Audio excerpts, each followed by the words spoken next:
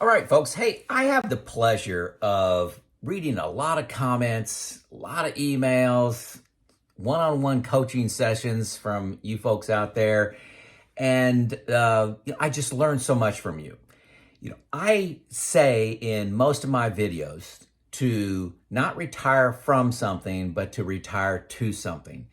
You need that extra motivation. I needed that extra push to say, what am I going to do in my next journey? And that was the motivation I had to get off the hamster wheel, to get off the one more year. It's always going to make financial sense to work one more year. Once you have enough, all my math settled, I still needed some motivation to say, what's my new journey? What's my epic tale? I want to be able to reflect back on when I'm 80 years old. What is that journey? So I contend my biggest regret when I'm 80 and looking back at my life is going to be, hey, did I do things based on fear or based on logic? Should I have worked another year? Should I have retired a year earlier? I don't think it's going to be, I wish I would have worked longer. Okay. I really don't think that's going to be the regret that I have. So in this video, I want to highlight your epic journeys, the ones you told me about. Most involve eating better. It's a common, plan for somebody in retirement. I'm going to eat better. I'm going to exercise more, spend more time with family, friends, grandchildren. Yes, all that stuff. But that's not what I'm going to cover here. This is the epic plans of yours. I got 11 of them, 11 epic plans. So no particular order.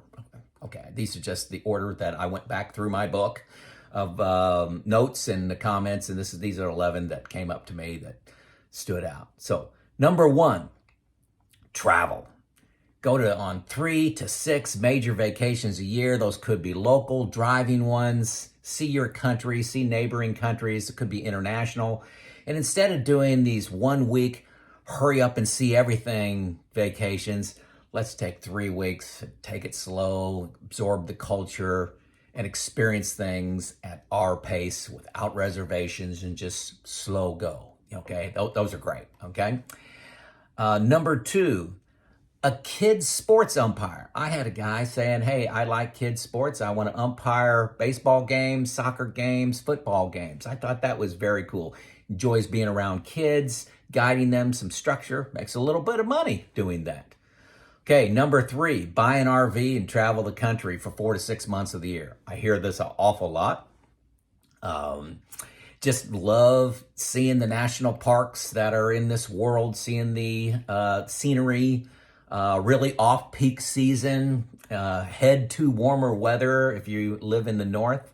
So camp your way through your retirement.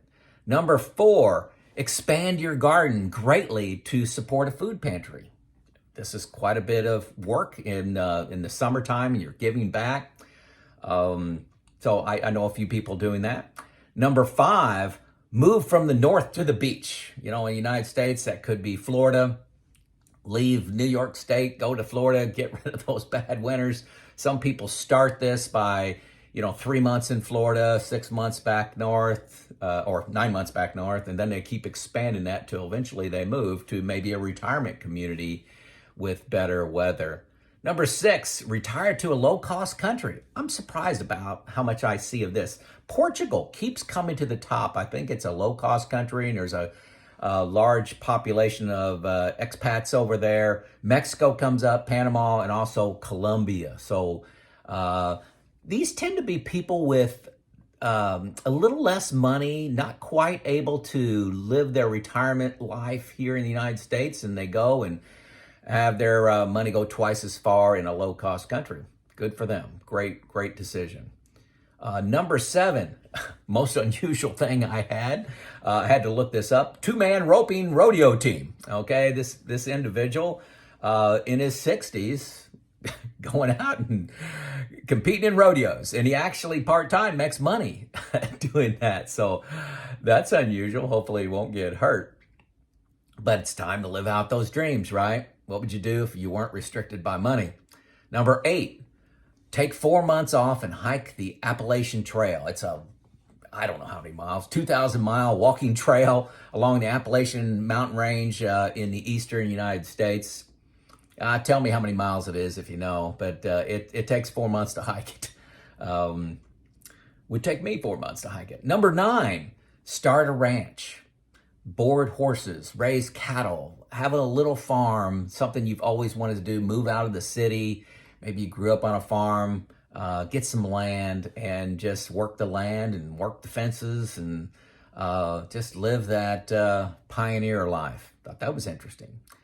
Number 10, jump into a nonprofit like your church, Habitat for Humanity, building houses, Red Cross, helping out the people, the victims of disaster, Wish Upon a Star Foundation. You know, it's a local one here that helps grant dreams to kids with some serious illnesses that want to just help inspire and motivate them, in their challenging times. Number 11, sell everything and move to full-time travel. I got some friends doing that. I'm going to have a link to them. They're retirement travelers. They have a YouTube channel. If you're thinking about that, take a look at them. And they tell you how to pack, how to pay for it, what they're doing, how they're mapping out the world. They got a 10-year travel plan. Very cool. Very unusual. Obviously, there's pros and cons of each one of these. My wife and I, we're in the camp of doing 5 to 6 vacations a year. Some of them, just most of them driving vacations. There's a lot to see in the United States. My wife and I like to drive, even if it's 2 or 3 day travel to the West Coast or East Coast from my home state of Indiana. And then some international. The international has been dialed down the last few years because of restrictions. You understand that with the COVID. So we like being home. I've got a lot of family and friends around here. I'm blessed to have my parents alive. They watch every one of my videos, so I have to mention them.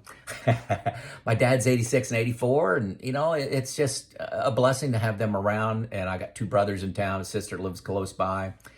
I also have 4 kids in exciting destinations around the country. Love going, seeing them, and spending a lot of time with them. Not just a quick weekend, but several days with them. We also like giving back. I do some speaking, do some writing, magazines. I've written a book. I do this YouTube channel.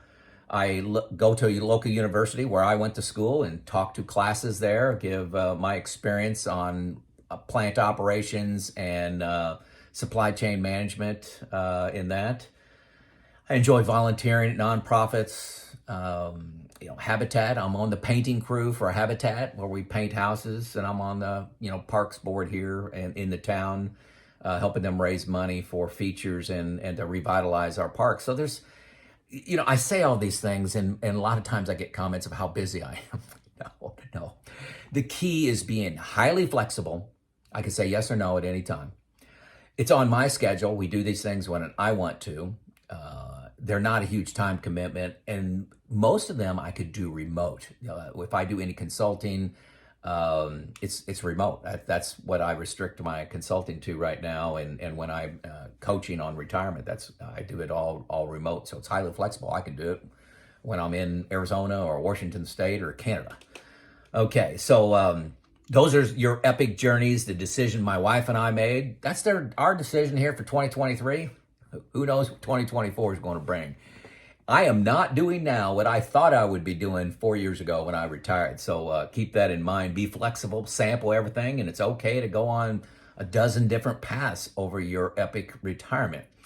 So what is your epic retirement plan that is going to help you jump off the hamster wheel, off the treadmill of I got to earn money, because that's all you know, even though your math already solves. I believe you need to have this journey somewhat crystallized that you can envision it to help you jump.